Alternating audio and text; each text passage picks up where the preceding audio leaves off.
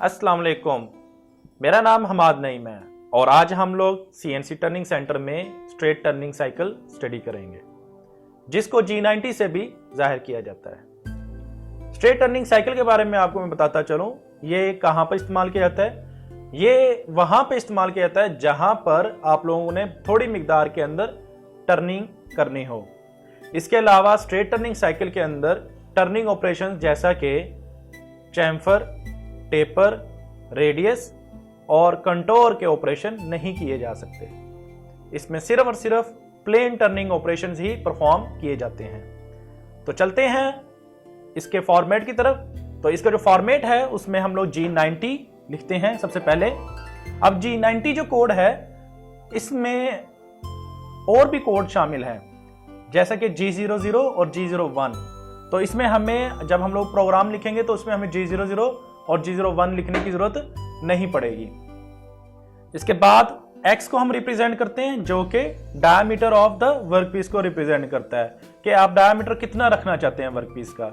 उसके बाद Z length को रिप्रेजेंट करता है कि आप वर्कपीस की लेंथ कितना रखना चाहते हैं, वो हम लोग उसकी वैल्यू यहां पर इनपुट कर देते हैं। उसके बाद फीड, एज यूजुअल जो फीड है उसकी वर्कपीस की, जो कि आप लोगों ने कटाई के दौरान उसकी फीड रखनी है वर्कपीस की, कि कटिंग टूल जो है वर्कपीस के ऊपर कितना फासला ट्रैवल करे, वो आप लोग यहाँ पर लिखेंगे।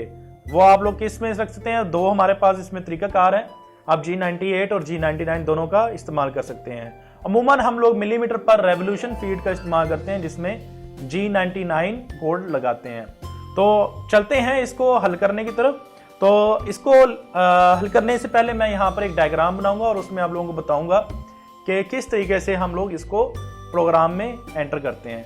तो यहाँ पर एक मेरे पास वर्क पीस है जिसका डायमीटर जो है वो 80 mm है, जबकि इसकी जो लेंथ है वो मेरे पास 200 mm है। ठीक, अब इस वर्कपीस की जो लेंथ है वो 200 mm है और मैं चाहता हूं कि 150 मिलीमीटर तक एक खास पॉइंट से, ये जो इसका एब्सोल्यूट पॉइंट है, वहां से 150 mm के ऊपर आकर कटिंग हो और इसका जो डायामीटर है वो कम हो जाए। तो अब मैं इसका लिए प्रोग्राम बनाऊंगा। बहुत ही सिंपल है ये, इसमें किसी किस्म की कोई मुश्किल भी नहीं है। तो प्रोग्राम हम लोग किस तरह बनाएंगे, तो सबसे पहले आप लोगों को लिखना होगा G90 को रिप्रेजेंट करना है अपने। उसके बाद आप लोग लिखेंगे X। अब आप लोग ने यहां पर वो कीमत बतानी है जिसमें आपने वर्कपीस का डायमीटर को कम करना है। फॉर एग्जांपल इसका डायमीटर इस टाइम कितना यहां पे बताया जा रहा है, 80 mm। ठीक है, और जो कटिंग टूल है वो एक खास सेफ पॉइंट पे मौजूद है, जो कि X 82 और Z 0 पर है इस टाइम। ठीक है, सेफ पॉइंट पे मौजूद है। अब मैं चाहता हूं कि कटिंग टूल जो है सेफ पॉइंट से आकर वर्कपीस का डायमीटर जो है वो कम कर दे। कितना डायमीटर कर दे, मैं चाहता हूं कि 78 mm डायमीटर हो जाए। अब ये 80 से 78 का क्या मतलब है, 80 से 78 का मतलब ये है कि 1 मिलीमीटर एक साइड से कटाई होगी और 1 मिलीमीटर एक साइड पे कटाई होगी, क्योंकि खास मशीन जो होती है वो डायमीटर के असूल पे काम करती है। गोल वर्कपीस में बांधते हैं, जब हम 1 मिलीमीटर का डेप्थ ऑफ कट रखते हैं तो कटाई 2 मिलीमीटर होती है इसमें। तो यहां पर अभी डायमीटर वो कितना करके देगा, 78 मिलीमीटर। ठीक है, अब नेक्स्ट जो है वो वैल्यू मैंने लिखनी है Z की। तो मैंने आपको बताया कि मैंने 200 लेंथ रखी है वर्कपीस की, तो मैं इसकी जो लंबाई है वो कम रखना चाहता हूं। मुझे बताया गया है कि जनाब इसकी जो लंबाई है वो मैंने 150 रखनी है, तो मैंने यहाँ पे लिख दिया Z माइनस 150 मिलीमीटर। ठीक है, तो अब क्या होगा कि वर्कपीस के ऊपर कटिंग टूल जो है वो 78 उसका डायमीटर करेगा। कहाँ तक करेगा, 150 millimetre from the absolute point से करेगा। और एज यूजुअल जो फीड है इसकी वो हम लोग मिलीमीटर पर रेवोल्यूशन में रख रहे हैं, तो वो जो हमारी फीड है इस टाइम वो 0.25 रखी है। एक ऑप्टिमम हम लोग फीड जो है वो रखेंगे इसमें। तो ये तो इसका था तरीकाकार फॉर्मेट का लिखने का। अब आगे फर्दर हम लोगों ने इसको किस तरह लिखना है वो बहुत ही सिंपल है। मैंने आप लोगों को बताया था कि G90 जो कोड होता है उसके अंदर भी फर्दर कोड शामिल होते हैं। एक ही कोड के अंदर डिफरेंट कोड भी शामिल होते हैं। तो इसके अंदर G00 और G01 ऑलरेडी शामिल है, हमें लिखने की जरूरत नहीं पड़ेगी।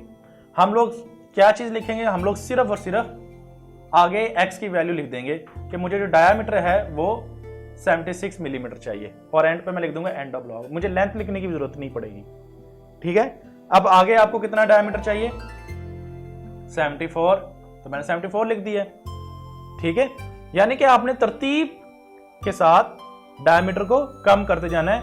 अब यहां पर एक चीज बहुत अहम है कि हमें डायमीटर कितना कम करते जाना है और कितनी वैल्यूज को हमने एंटर करना है, किस हिसाब से और कौन से पैरामीटर होने चाहिए।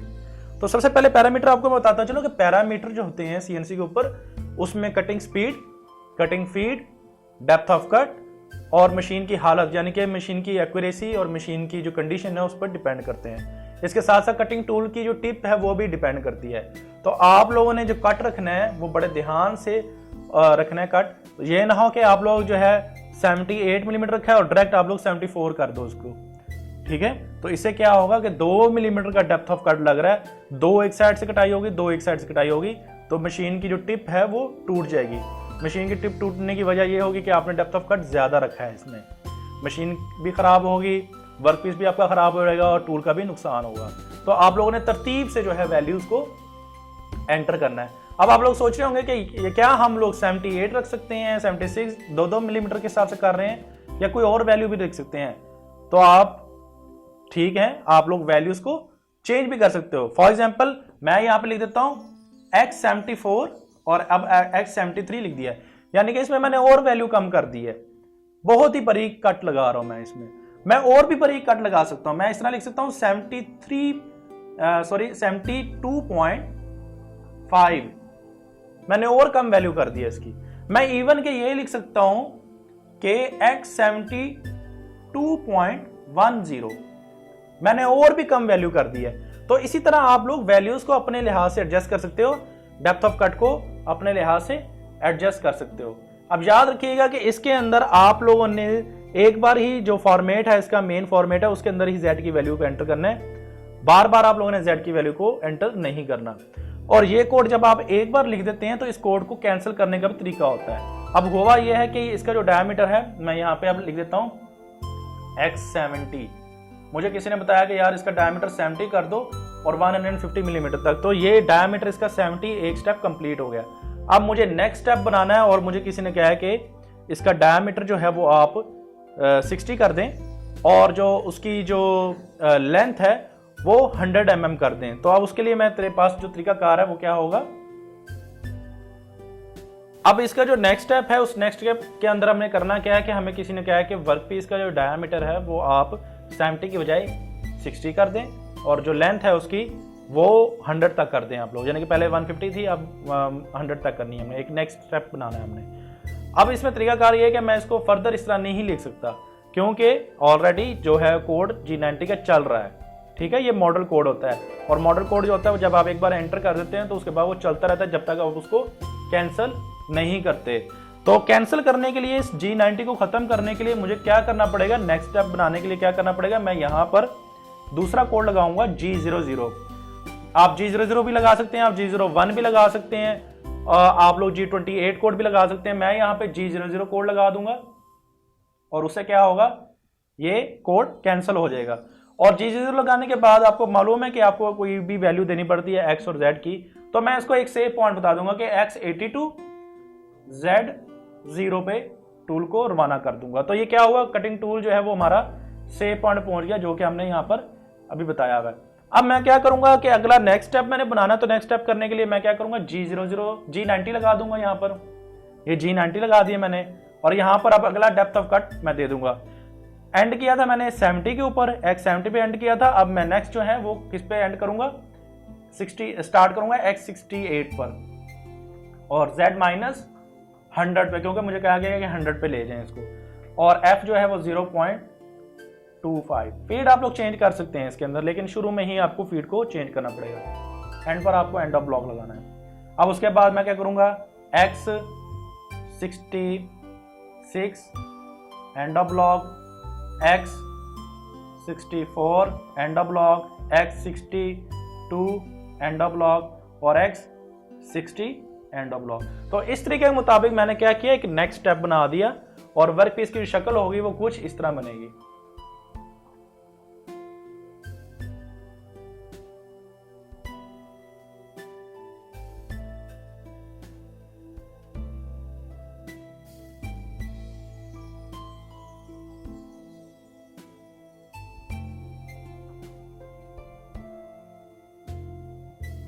यहां तक जो है वो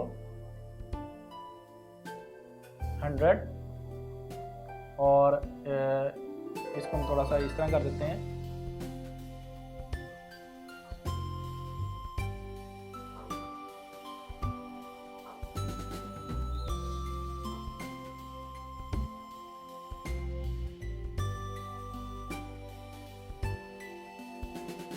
और यहां से यहां तक की जो वैल्यू है 150 मिलीमीटर, जबकि इसका जो डायमीटर है वो हमारे पास 60 है और ये जो हमारे पास डायमीटर है ये हमारे पास 70 है डायमीटर। ठीक है, तो ये इस तरह हमारे पास शेप हासिल हुई है, जबकि ये वाला जो डायमीटर है हमारे पास वो 80 है। ठीक है, तो ये तरीकाकार है। इस तरीके के मुताबिक आप लोग G90 का इस्तेमाल करते हैं। मैं दोबारा रिपीट कर देता हूँ इस चीज को कि G90 जो है वो स्ट्रेट टर्निंग साइकिल है हमारे पास। इसको आप लोग दूसरा नाम अगर अपनी आसानी के लिए देना चाहते हैं तो प्लेन टर्निंग साइकिल भी कह सकते हैं, क्योंकि इसमें सिर्फ और सिर्फ प्लेन टर्निंग ही होनी है।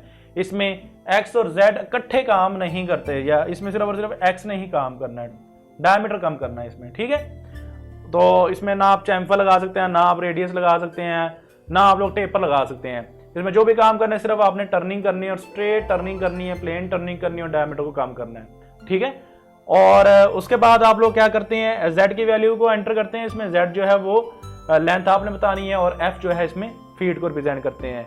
प्रोग्राम जो लिखने का तरीकाकार है, यानी कि बॉडी ऑफ द प्रोग्राम, वो जो तरीकाकार है उसमें ये है कि आप लोग G90 लिखेंगे, X की वैल्यू को, Z की वैल्यू को और फीड को रिप्रेजेंट करेंगे, और फिर आप लोगों ने X में डायमीटर में कमी करते जाना है। वो आपके ऊपर डिपेंड करता है कि आप लोग कितना डेप्थ ऑफ कट लगाते हो।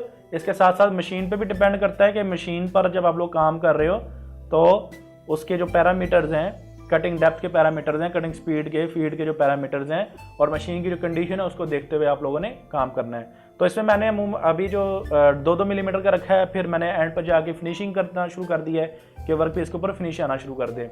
ठीक है, तो एंड पे मैंने फिनिशिंग शुरू कर दी है। अब नेक्स्ट जो स्टेप था उसके अंदर मैंने बनाना था एक नेक्स्ट स्टेप भी, मुझे क्या किसी ने कि नेक्स्ट स्टेप बना दें, जिस तरह की ये भी शेप बनी हुई है।